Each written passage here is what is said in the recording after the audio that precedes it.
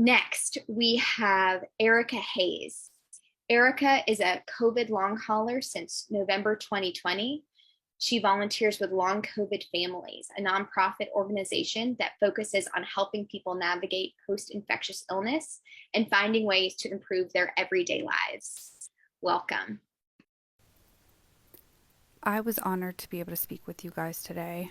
Unfortunately, I am having a very hard time cognitively organizing my thoughts.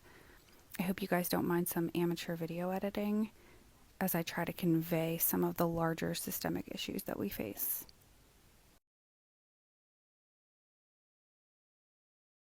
This is Millions Missing 2020. I feel like now more than ever, this fight that we've been engaged in, many of us for the last several years, others of us for decades, matters more than ever. There's a tsunami coming as this virus sweeps the globe, and a very large proportion of our population will be affected. We know that many people will live with long-term chronic conditions, whether it's from the experience of hospitalization, the lung damage of the virus, or perhaps even people who go on and develop ME or a similar syndrome like it. It is a different kind of anger and a different kind of resolve, and it's seeing all of the young people who are getting sick, and it's seeing all of the people who got sick in 2017 and 2018 and 2019, and all the people who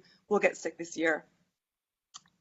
And so we gather today because we love each other and because it's a moment to say enough. We've had enough of this, and we're going to keep fighting until we get the investment that we need. And I hope, as painful as the next 2 years are going to be, and as many people as will unfortunately join this community, I am grateful that it is a space we have created, and we will welcome them with love. And I hope it will finally be a watershed moment where our societies and our communities can take ME and chronic illness seriously. It has been 789 days since March 13th, 2020, the day that everything came to a screeching halt. And here we are, over 2 years later, and our current estimates are that 10 to 30% of those infected with COVID will develop long COVID. In my long COVID story, I was diagnosed with the more obvious ailments that the doctors could see first. My inability to regulate my heart rate or blood pressure could be measured. The hives all over my body, rashes, wheezing could be seen and heard.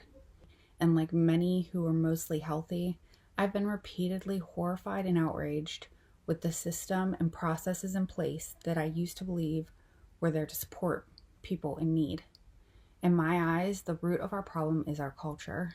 I remember when I was little and I learned to ride a bike. I'm hypermobile, notoriously clumsy, and uncoordinated, but I learned that practice makes perfect, and if you just push harder, work harder, show determination, toughen up, you can do anything that you'd like. This belief is an exact contrast for our community. People suffering from post-exertional malaise have shown great determination, and the ability to push through pain, ignore symptoms, has landed them bedbound and homebound.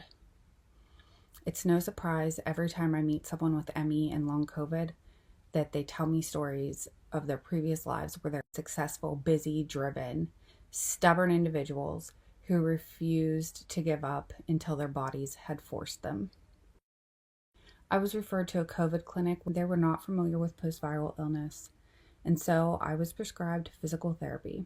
And 6 minutes on the exercise bike didn't seem like it should be a problem when I used to be able to do 30 minutes on the elliptical before I was sick. But 8 hours after each session, I became so severely ill that I would remain impaired for the following 4 days. I knew about the term graded exercise therapy and even the concept, but I didn't understand what exactly was at stake. And after 3 months of steady decline doing physical therapy, I was collapsing in Walmart, Kohl's, the grocery store, and even in my neurologist's front desk when I was trying to check out desperately. I read my doctor's notes and I see things like If she is really as bad as she says she is, then she needs to go to the emergency room. I had seen at least 8 specialists before him, and I think what people fail to realize is, how are we going to get there?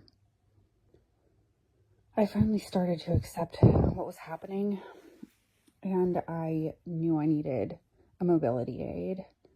So I first asked my PCP for a prescription for a wheelchair. She said, I think it would be more appropriate coming from the cardiologist. So I asked the cardiologist for a prescription for a wheelchair. He said, I think it would be more appropriate coming from a physical therapist. So I asked my physical therapist for a prescription for a wheelchair. He told me I'm so young, he wouldn't want me to become dependent on it. I did eventually talk to a couple different doctors, and the COVID clinic wrote me the prescription for the wheelchair. But it feels like everything that we need for a better quality of life, we have to do on our own. Even the early diagnoses that I received were from talking to people in the community, figuring out what subspecialists in my area treat these types of disorders, and then making sure I get the appropriate testing and finding some treatments. The most recent shock I've learned is that people with ME and long COVID usually have to hire lawyers to obtain their disability pay from both the private and the Social Security Administration. If we're lucky enough, we can figure out ways to still survive and feed our families, often selling any assets or our cars, our homes, pulling from 401k, living with family and friends, borrowing money, going bankrupt, going into credit card debt. These are not uncommon for those that are pushed into disability. 789 days into the pandemic, and this is no longer acceptable. The barriers to care for our community are many.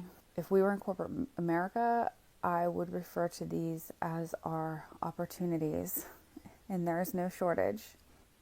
With our limited energy, we show up and we speak up when we have the capacity.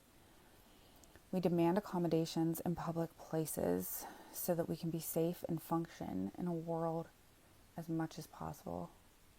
We push back on narratives that harm us. We hold people accountable for the harm that they are doing and try to stop them from perpetuating. It's been 789 days, with each infection resulting in 10 to 30% of people developing long COVID.